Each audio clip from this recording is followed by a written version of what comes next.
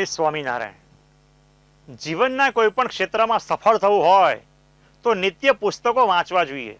કારણ કે પુસ્તકો આપણને નૂતન સારા વિચારો આપે છે અને સારા કાર્યો કરવાની પ્રેરણા પણ આપે છે.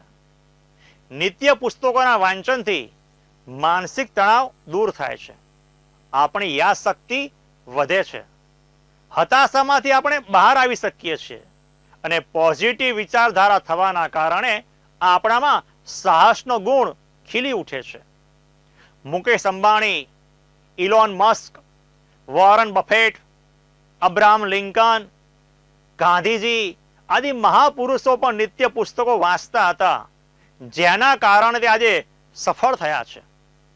દુનિયાની દરેક સફળ વ્યક્તિઓમાં એક સદગુણ કોમન જોવા મળે છે અને તે છે નિયમિત વાંચન.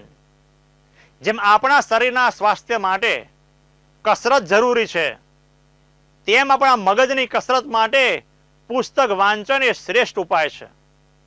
પુસ્તકો વાંચવાથી માનસિક તણાવ દૂર થાય છે, આપણી યાદશક્તિ પણ વધે છે અને એકાગ્રતા કેળવાય છે. વૈજ્ઞાનિકો કહે છે કે સૂવાનો અડધો કલાક પહેલા પુસ્તક વાંચવાથી રાત્રે ઊંઘ સારી આવે છે.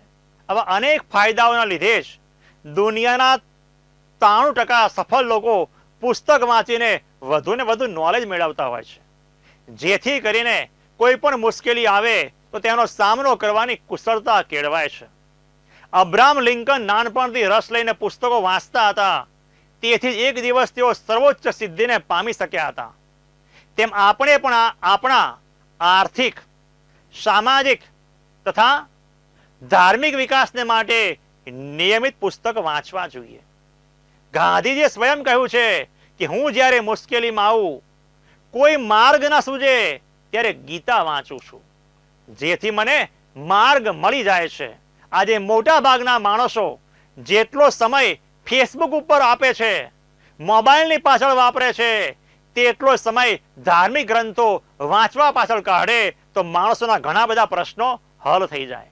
સ્વામિનારાયણ સંપ્રદાયની અંદર શ્રી સ્વામિનારાયણ ભગવાને અને તેમના સંતોએ અથાગ પ્રયત્નો કરીને શિક્ષાપત્રી અને વચનામૃત જેવા અનેક ગ્રંથો આપણને આપ્યા છે. આ એવા અદ્ભુત ગ્રંથ છે કે જેમાં આપણી દરેક સમસ્યાના સમાધાન મળી જાય છે.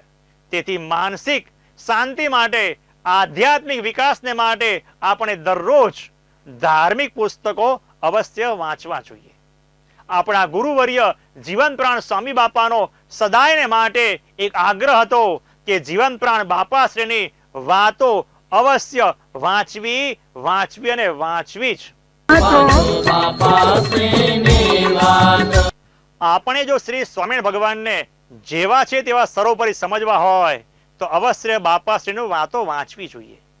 અક્ષરધામમાં જે દિવ્ય મૂર્તિ પોતાના મુક્તોને સુખ આપે છે, તે મૂર્તિ અને સંવત 1837માં પ્રગટ થયા તે મનુષ્ય મૂર્તિ અને આજે જે પ્રતિમા સ્વરૂપે દર્શન આપે છે તે મૂર્તિ, તે ત્રણે એક જ છે. એ ત્રણમાં એક રોમનો પણ ફેર નથી. એ વાત સમજવી હોય તો બાપાશ્રીની વાતો વાંચવી જોઈએ. સર્વોપરી શ્રી સ્વામિનારાયણ ભગવાન જેવા કલ્યાણકારી છે, તેવા તેમના મુક્તો પણ કલ્યાણકારી જ છે. એવો દિવ્ય ભાવ અને મહિમા સમજવો હોય તો પણ એ આપણને જીવન પ્રાણ બાપાશ્રીની વાતોમાંથી સમજવા મળશે. ભગવાન અને તેમના મોટા પુરુષો, સંતો અને હરિભક્તોના અવગુણ અને દ્રોહ થકી જો બચવું હોય તો બાપાશ્રીની વાતો વાંચવી જ રહી. સર્વ અવતારના અવતારી શ્રી સ્વામી ભગવાન અને તેમના મુક્તોના મહિમાની સીમા જ નથી. તેમાંથી મનુષ્ય ભાવ ત્યજી દિવ્ય ભાવ સમજવાને માટે વાંચો બાપાશ્રીની વાતો. સર્વ કારણના કારણ પ્રગટ પુરુષોત્તમ શ્રી સ્વયં ભગવાનના મોટા મુક્ત સાથે જીવ જોડીને ધ્યાન કરીને પાત્ર થઈને મૂર્તિનો સાક્ષાત્કાર કરવો હોય તો બાપાશ્રીની વાતો અવશ્ય વાંચવી જોઈએ. અનાદિ મુક્તો શ્રીજી મહારાજની મૂર્તિમાં કેવી રીતે રસબસપણે રહીને નિરંતર સદાય સુખ લે છે તે જાણવું હોય અને તે સુખ માણવું હોય, આપણે ભોગવવું હોય તો પાત્ર બનવું હોય તો બાપાશ્રી માટે બાપાશ્રીની વાતો આપણે વાંચવી જોઈએ. જીવન પ્રાણ સ્વામી બાપા તે વારંવાર કહે છે કે જે કારણ સત્સંગના સત્સંગી હોય તેમણે દરરોજ ટીકાવાળા વચનામૃત અને અબજી બાપાશ્રીની વાતો અવશ્ય વાંચવી અને વાંચવી જ. કુમકુમ મંદિરના સંસ્થાપક સદગુરુ શાસ્ત્રી શ્રી આનંદ પ્રિયદાસજી સ્વામી પણ 100 વર્ષની ઉંમરે પણ નિત્ય આખો દિવસ 2 ગ્રંથ વાંચતા હતા. એક ટીકાવાળા વચનામૃત અને શ્રી અબજી બાપાશ્રીની વાતો. અને આ વચનામૃત અને બાપાશ્રીની વાતો ઉપર સ્વયં બાપાશ્રીએ પોતે કેવા દિવ્ય આશીર્વાદ આપેલા છે એનો વિચાર તો કરીએ. બાપાશ્રી કહે છે કે આ વાતો જે વાંચશે અને તેનું પઠન પાઠન મનન અને નિધિધ્યાસ કરશે તો તેમને બીજો જન્મ ધરાવશો નહીં અને આ જન્મે જ તેજોમય તન કરી પુરુષોત્તમ રૂપ કરી અમારી મૂર્તિના સુખે સુખ્યા કરીશું. વાહ બાપા વાહ, કેવા દિવ્ય આશીર્વાદ આપ્યા છે. બાપાશ્રીની વાતો વાંચે એના ઉપર કેવો રાજીપો દર્શાવ્યો છે.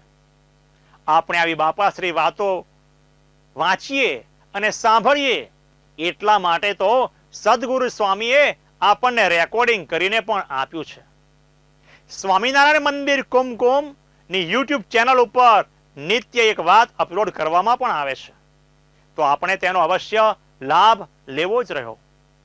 વૈશાખ વદ એકમ આ બાપાશ્રીની વાતોની જયંતિ છે, તો આપણે કદાચ થોડી આળસના કારણે આ બાપાશ્રીની વાતો ના વાંચતા હોઈએ કે ન સાંભળતા હોઈએ તો સાવધાન બની જઈએ અને શ્રી સ્વામિનારાયણ ભગવાન, જીવન પ્રાણ બાપાશ્રી, સદગુરુઓ, જીવન પ્રાણ સ્વામી બાપા અને આપણા સદગુરુ શાસ્ત્રી શ્રી આનંદ પ્રિયદાસજી સ્વામીને પ્રસન્ન કરવાને માટે અવશ્ય એક જીવન પ્રાણ બાપાશ્રીની વાત અચૂક વાંચીએ અને સાંભળવાનો નિયમ લઈને તેમને પ્રસન્ન કરીએ. જય સ્વામિનારાયણ.